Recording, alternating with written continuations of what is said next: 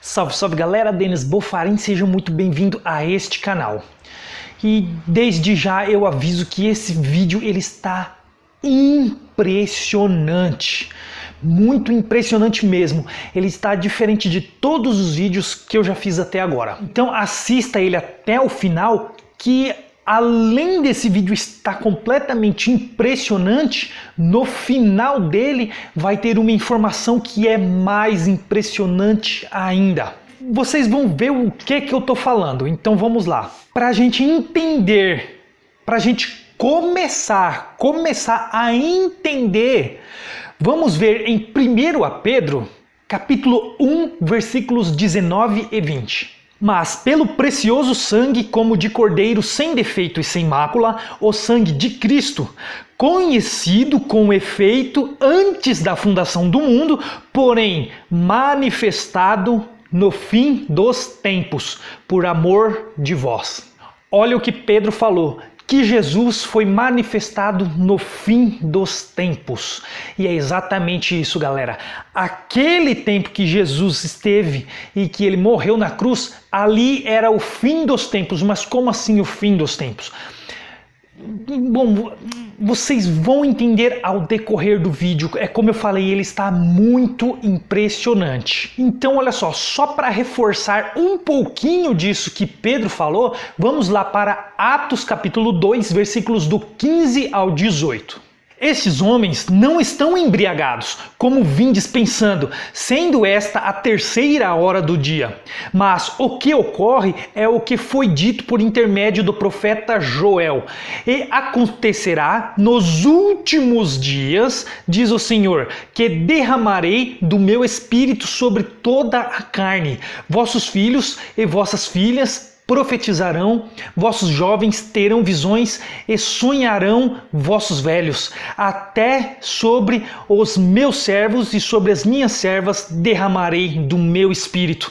Naqueles dias profetizarão. Então olha só, esse momento é aquele momento em Pentecostes em que os apóstolos descem sobre eles o Espírito Santo, eles recebem então o Espírito Santo. E ali se cumpre essa passagem de Joel que está escrito que vai se cumprir nos últimos dias. Pedro disse que Jesus se manifestou no fim dos tempos e ali começa o fim dos dias, mas o que isso quer dizer? Será que aquele realmente foi o fim? Mas calma que esse é só o começo, é só para começarmos a entender. Bom, quem perdeu o vídeo que eu fiz anteriormente, aquele vídeo O Messias, a promessa que mudou o mundo. Se você não assistiu esse vídeo, eu vou deixar ele aqui no card, na descrição desse vídeo, no final de tela e também no primeiro comentário. Então veja esse vídeo antes de ver esse aqui para você entender tudo o que eu vou falar aqui. Bom, quem assistiu esse vídeo sabe que Jesus ele foi um profeta semelhante a Moisés. Portanto, Jesus ele realizaria tudo, mas tudo o que Moisés realizou, porque tudo o que Moisés realizou foi uma sombra e uma figura de tudo aquilo que Jesus iria fazer, só que em uma escala menor. Jesus, porém, fez tudo o que Moisés fez, só que numa escala bem maior. Então, só recapitulando, sabemos que Moisés sacrificou um cordeiro para salvar o povo e libertar o povo, tirando da escravidão do Egito. Ou seja, na última praga, Jesus fez isso na cruz, derramando o teu sangue para libertar e salvar o povo e retirar da escravidão da lei os judeus. Sabendo que após a saída do Egito, Moisés então ele tem uma ordenança sobre festas fixas. A primeira que é esse memorial, que também seria o memorial do sacrifício de Jesus na cruz. A segunda que é o Pentecostes, referente aos 50 dias depois que Moisés no monte ele recebe as tábuas da lei, que seriam um guia para o povo de Moisés, aquele povo de Deus do Antigo Testamento. E no Pentecostes, que foi exatamente essa passagem que nós lemos anteriormente, onde os apóstolos receberam o Espírito Santo. Foi 50 dias depois disso que os apóstolos receberam o Espírito Santo, que é o guia deles, completando 50 dias. 50 dias depois da Páscoa seria o Pentecostes. Por isso que é Pentecostes, porque é 50 dias depois, onde os apóstolos receberam o Espírito Santo. E depois Moisés, eles ficaram em tendas, em cabanas, vivendo em cabanas, representando o tabernáculo, assim como a festa dos tabernáculos. Então, isso foi representado pelos apóstolos batizando as pessoas com o Espírito Santo por imposição de mãos durante o tempo de reforma. O homem então passa a ser esse tabernáculo da morada de Deus, da morada do Espírito Santo. Jesus realizou todas essas coisas referente a tudo o que Moisés fez. Moisés fez tudo como uma sombra, uma figura. Só que faltou uma coisa: a promessa de herdar a terra prometida, em que Moisés não pisou. Jesus não acabou com tudo ali na cruz. Faltava ainda realizar algumas coisas, e é onde nós vamos ver isto nesse vídeo. Bom, sabemos que o povo, eles ficaram 40 anos no deserto, tudo por causa da sua desobediência. Mas olha que interessante, lá em Números, capítulo 32, versículos do 11 ao 13. Certamente os varões que subiram do Egito de 20 anos para cima não verão a terra que prometi com juramento a Abraão, a Isaque e a Jacó, porquanto não perseveraram em seguir-me, exceto Caleb, filho de Jefoné, e Quenezeu e Jesué, filho de Num, porque perseveraram em seguir ao Senhor, pelo que se acendeu a ira do Senhor contra Israel e fê-los andar errantes pelo deserto 40 anos, até que se consumiu toda a geração que procedera mal perante o Senhor. Então olha só, toda aquela geração que se portou mal perante o Senhor não herdaram a terra prometida. Quem herdou foram os descendentes deles. Os únicos foram Josué e Caleb. Então, olha só, Jesus, ele se batizou com 30 anos.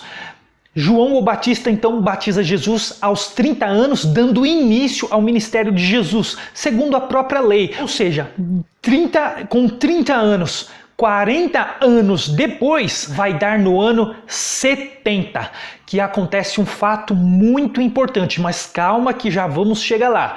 Durante esses 40 anos, então seria uma representação daqueles 40 anos que o povo passou no deserto. Então, os apóstolos e os discípulos de Jesus, eles teriam que perseverar até o fim, mas eles seriam perseguidos e mortos pelos próprios judeus, por aqueles que se diziam ser descendência dos profetas, aqueles que se diziam acreditar nos profetas do passado. Portanto, a ira de Deus se acendeu contra esses desobedientes. Mas, assim como Caleb e Josué, teve um que ficou até depois do ano 70, que foi João. Como podemos ver em João, capítulo 21, versículo 21. Vendo, pois, Pedro, perguntou a Jesus: "E quanto a este?" Respondeu-lhe Jesus: "Se eu quero que ele permaneça até que eu venha, que te importa? Quanto a ti, segue-me." Olha só, então Jesus quer que João ele fique até o dia da vinda dele. Mas como pode isso? Como isso aconteceu?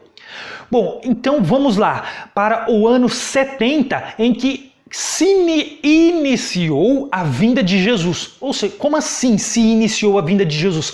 Calma, calma. Olha só que nós vamos entender tudo como aconteceu. Então olha só, vamos lá para Tiago, capítulo 5, versículos 7 e 8.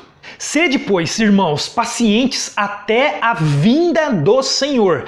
Eis que o lavrador aguarda com paciência o precioso fruto da terra, até receber as primeiras e as últimas chuvas." Então olha só, tem as primeiras e as últimas chuvas. Aquele início era as primeiras chuvas, que é o início da vinda de Jesus, mas vai ter as últimas chuvas. Vamos continuar no versículo 8. Sede vós também pacientes e fortalecei o vosso coração, pois a vinda do Senhor está próxima. Então olha só, o próprio Tiago afirma naquele tempo que a vinda do Senhor está próxima. Mas então como isso aconteceu? Como aconteceu? Então vamos entender. 1 Pedro capítulo 4, versículo 17. Porque a ocasião de começar o juízo pela casa de Deus é chegada.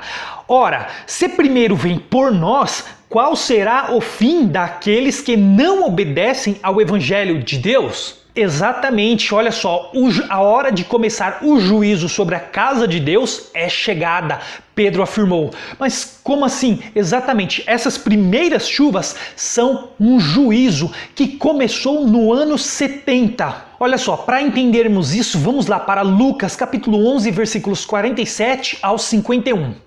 Ai de vós, porque edificais os túmulos dos profetas que vossos pais assassinaram. Assim, sois testemunhas e aprovais com cumplicidade as obras dos vossos pais.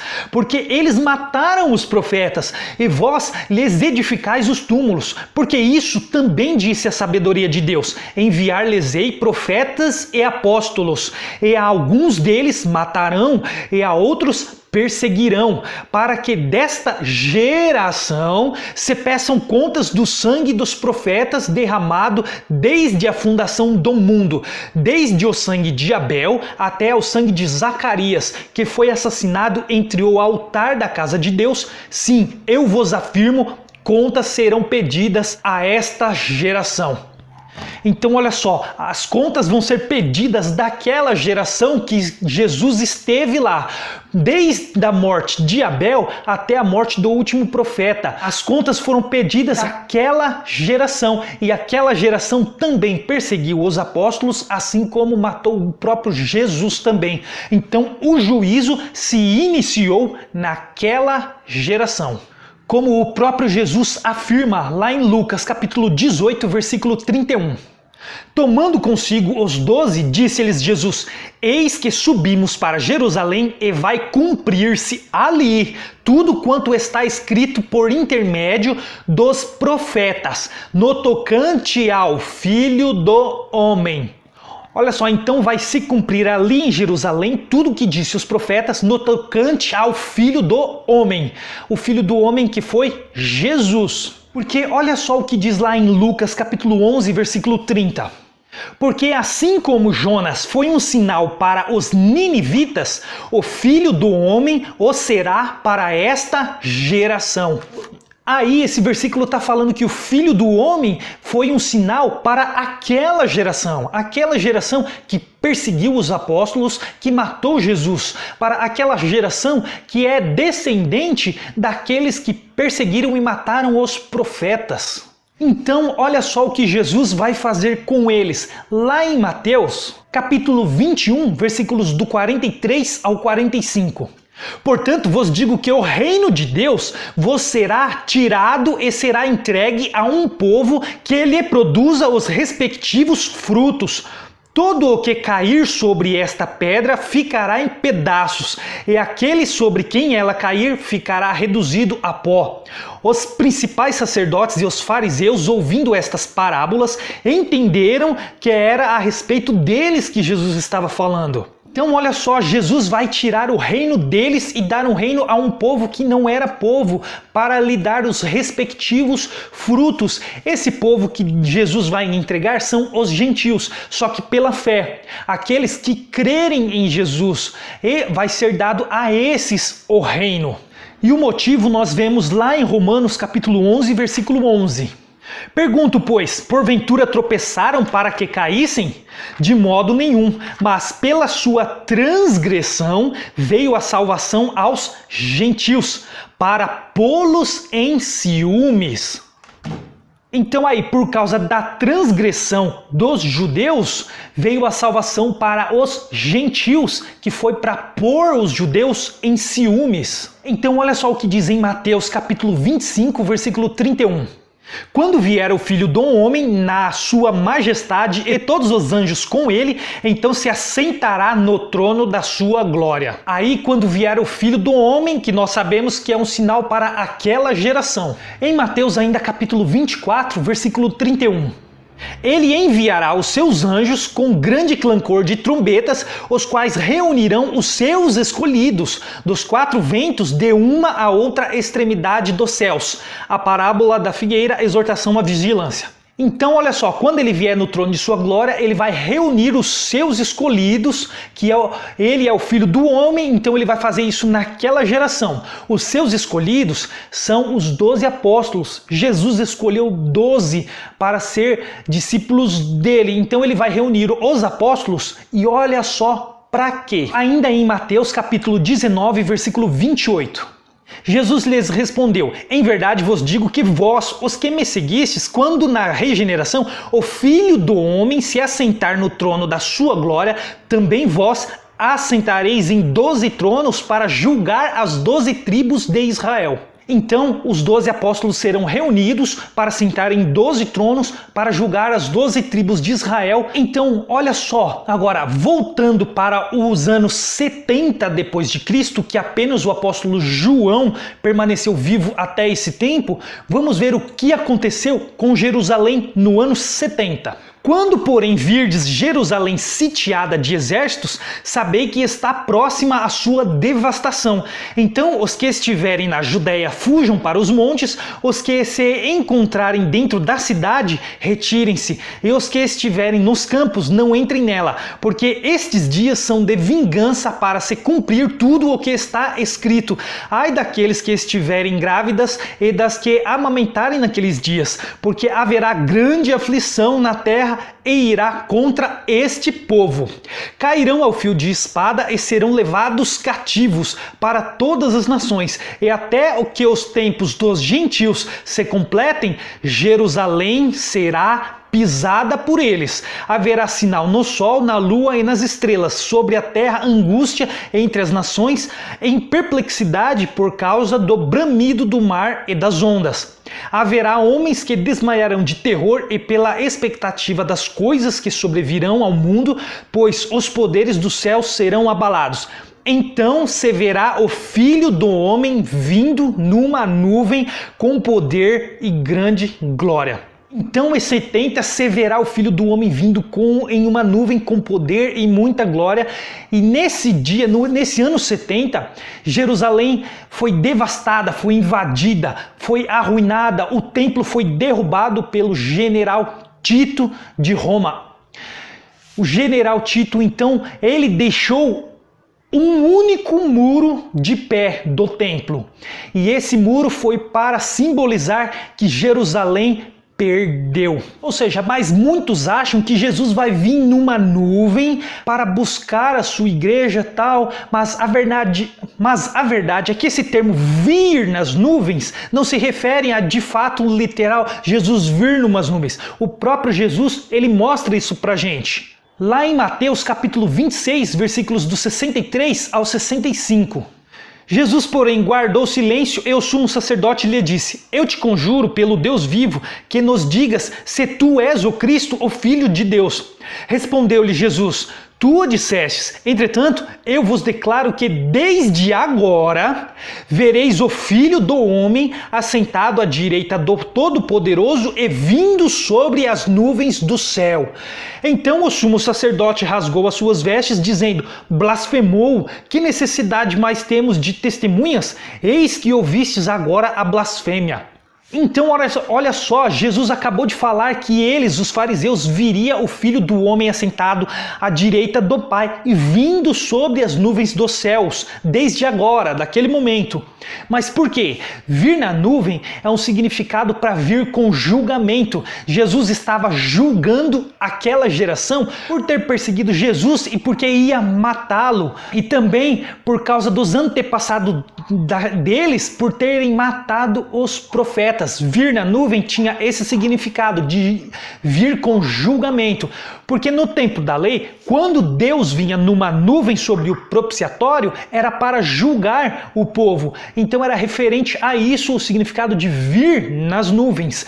E não que ele literalmente vai vir nas nuvens, mas que ele vai vir julgar aquela geração. Então olha só, 40 anos depois, no ano 70, João fica vivo como representante, uma representação de Josué e Caleb. Jerusalém então é devastada, arruinada pelo general Tito, onde fica apenas um único muro em pé do Templo de Salomão, que é para Jerusalém saber que Jerusalém perdeu. Só que é como eu falei, aquele eram os fins dos tempos, mas eram as primeiras chuvas. Opa, peraí, como assim? O que isso quer dizer, as primeiras chuvas?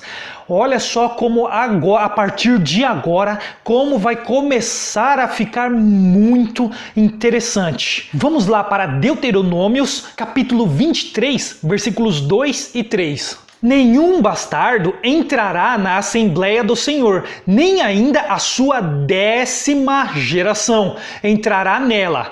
Nenhum amonita ou moabita entrará na Assembleia do Senhor, nem ainda a sua 10ª geração entrará na Assembleia do Senhor eternamente. Nem a 10ª geração dos bastardos, daqueles que desobedeceram a Deus. Então, aquele momento seriam as primeiras chuvas, e depois de 10 gerações é que seriam as últimas chuvas. Só que aí tem um problema. 10 gerações depois, considerando que cada geração dura 40 anos, como no deserto, vai dar até o ano 470 depois de Cristo. Ou seja, esse tempo, bem nessa geração, foi o tempo em que se extinguiu totalmente o Império de Roma. Foi como quando Roma caiu absoluta. Isso ocorreu no ano 476. Só que calma que ainda tem muito mais ainda. Só que tem um problema também. Lá em Mateus capítulo 24, versículo 22, diz assim: não tivessem aqueles dias sido abreviados, ninguém seria salvo, mas por causa dos escolhidos, tais dias serão abreviados. Então olha só, aqueles dias foram abreviados por causa dos escolhidos. Os escolhidos são os apóstolos. Por causa deles, aqueles dias foram abreviados. E também porque ninguém se salvaria se aqueles dias não fossem abreviados. Tá, mas então, se as últimas chuvas não foi para o ano 470, para quando foi então?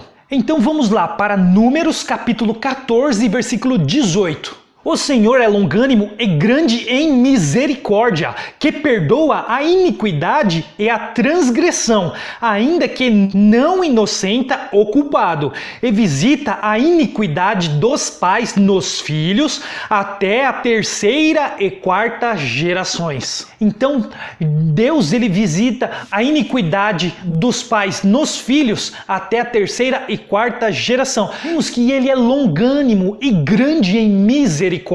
Portanto, ele abreviou essas 3 e 4 gerações para que alguns fossem salvos, porque senão ninguém seria salvo, e por causa dos escolhidos. Então, diminuindo 3 ou 4 gerações, vai dar lá no ano 310 depois de Cristo, contando gerações de 40 anos. E é aí onde vai começar a ficar surpreendente. E além de impressionante, ainda depois disso tem uma informação que vai ser mais impressionante ainda.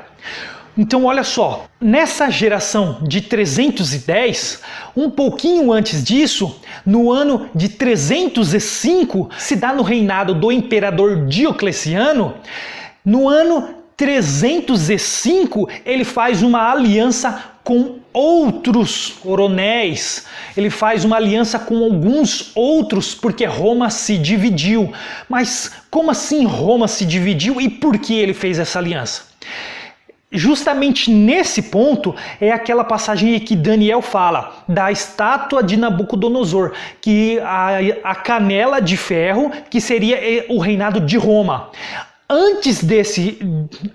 Antecedendo esse tempo do ano 310, Roma esteve no ápice. Portanto, a partir desse momento ali do ano 300, mais ou menos, Roma então quebrou economicamente e aí Roma caiu. E a partir do reinado de Diocleciano, ele tenta fazer de tudo para reerguer Roma, mas não consegue. Então no ano 305, ele tem que fazer uma aliança com outras pessoas para tentar dividir Roma e assim ainda tentar se manter. Essa aliança vai durar exatos 7 anos. A partir desse momento que Diocleciano ele vai se tornar promotor da maior perseguição aos cristãos que já se ouviu falar e registrada historicamente. Essa perseguição de Diocleciano foi a maior de todos os tempos, só que ele foi influenciado por Galério, um desses outros generais que ele mesmo fez aliança. Galério então incitou Diocleciano a perseguir os cristãos por toda a artimanha de mentiras e de manipulações, porque Diocleciano não queria perseguir eles, mas pela mentira de Galério, então ele perseguiu e foi patrocinador de uma das maiores perseguições aos cristãos. Esse tempo foi a grande tribulação. Então, 7 anos depois, no ano 312 exatos, então vem uma doença, um câncer, sobre Diocleciano e Galério. Não se tem a data exata de quando Diocleciano morreu, mas se sabe que foi entre o ano 311 a 312. Galério, ele morreu no ano 312.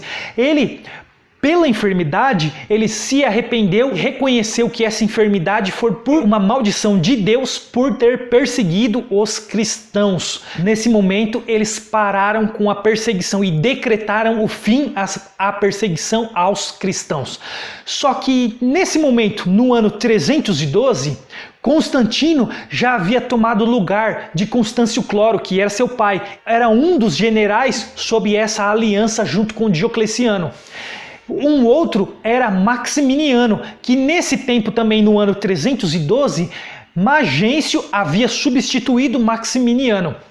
E é aí que vem um fato muito, mas muito interessante. Nesse momento, Constantino estava em intriga com Magêncio e eles então iriam travar uma batalha naquele momento, que seria outro fato histórico muito importante, que é a Batalha da Ponte Milvia. Essa batalha, um dia antes dela, Constantino então viu um sinal no céu. Mas calma aí, que antes de eu continuar contando, eu quero ler um versículo, que está lá em Mateus capítulo 24, versículo 30. Então aparecerá no céu o sinal do Filho do Homem, e todos os povos da terra se lamentarão e verão o Filho do Homem vindo sobre as nuvens do céu com poder e muita glória. Então olha só, um dia antes dessa batalha, Constantino viu o sinal de Jesus Cristo no céu. Ele cravou então nos escudos dos soldados esse sinal e também no uniforme.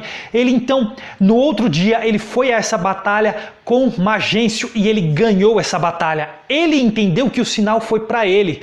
Só que tem outra coisa muito interessante. Tanto o exército de Constantino quanto de Magêncio, ambos eram exércitos romanos, um contra o outro. E aí podemos ver outra profecia se cumprindo lá em Apocalipse capítulo 1, versículo 7. Eis que vem com as nuvens e todo olho o verá, até quantos o transpassaram, e todas as tribos da terra se lamentarão sobre ele, certamente. Amém? Então, olha só, até quanto os transpassaram iria ver. Tanto o exército de Constantino quanto o de Magêncio, ambos eram exércitos romanos, e quem o transpassou Jesus foi o exército romano. Ou seja, mas não acabou por aí. Essa não é a informação final que eu vir trazer aqui. Não, ainda tem uma informação muito impressionante. Então esse sinal aconteceu no ano 312, quando Constantino viu o sinal no céu do Filho do Homem. Então nessa data se finalizou aquelas últimas chuvas que foi procedente a grande tribulação com a perseguição de Diocleciano e também aí o fim de uma outra profecia em que o próprio apóstolo Paulo ele disse, em que o anticristo, aquele que perseguiria, aquele perverso que perseguiria os cristãos na grande tribulação, ele morreria pelo sopro de Jesus segundo a sua vinda, então que foi nesse ano de 312. Só que a vinda, quando fala que ele viria nas nuvens, é vir com julgamento. Esse foi o julgamento e juízo para a Israel, para as 12 tribos aqui na terra. E aí foi as últimas chuvas. Só que é como eu disse, não acabou aí. Calma aí que nós vamos chegar naquela parte no ano 476, onde se findou o reinado de Roma. Lembram lá no ano 70, quando o general Tito então invadiu Jerusalém, devastou Jerusalém e derrubou o templo e deixou apenas um único muro para as pessoas se lembrarem que Jerusalém perdeu?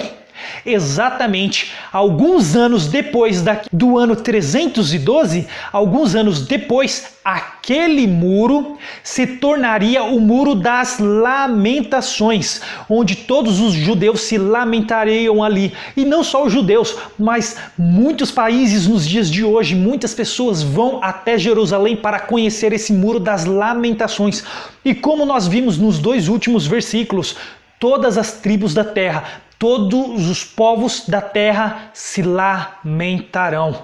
Aquele foi o Muro das Lamentações que está lá até os dias de hoje. Mas calma aí que não terminamos ainda. Olha só o que vem agora. A Igreja Estatal do Império Romano foi fundada em 27 de fevereiro de 380, através do Edito de Tessalônica, no qual o imperador Teodósio I fez o cristianismo niceno a única religião autorizada em todo o império. Ao contrário de Constantino, que com o Edito de Milão em 313 d.C. havia estabelecido a tolerância sem colocá-lo acima de outras religiões, e cujo envolvimento nos assuntos da fé chegava a ponto de convocar concílios de bispos nos quais ele se presidia as reuniões, mas sem determinar a doutrina sozinho. Teodósio estabeleceu uma única doutrina cristã, que ele especificou como sendo a professada pelo Papa Damaso e o Papa Pedro II de Alexandria, como a religião oficial estatal. Então, no ano 476, se finda o reinado do Império Romano, nesse estilo de imperadores, nesse estilo de reinado, deixando uma herança, então, à Igreja Católica Apostólica Romana. Então, Jesus já veio, ele cumpriu tudo o que tinha que cumprir e passou o velho céu e a velha terra se passou. Nós já estamos nos novos céus e nas novas terras, pois acabou o reinado desses reis, acabou aquele modo de vida que eles tinham naquele tempo. Nós vivemos um novo céus agora, uma nova terra, um outro estilo de reinado. Hoje são os presidentes, os governantes, é totalmente diferente. Esse tipo de reinado daquele tempo acabou, já não existe mais. Jesus já veio e cumpriu tudo que tinha que cumprir. Então nos trouxe a salvação, a vida eterna, que daquele tempo antes não poderia se ter a vida eterna, mas daquele tempo para frente já se pode ter a vida eterna através da cruz de Cristo, através do sacrifício de Jesus na cruz. Portanto, Jesus já veio e cumpriu tudo o que tinha que cumprir. Se você gostou, deixe o seu like e se não é inscrito, se inscreva no canal para não perder os próximos vídeos. E eu te espero no próximo vídeo. Até lá!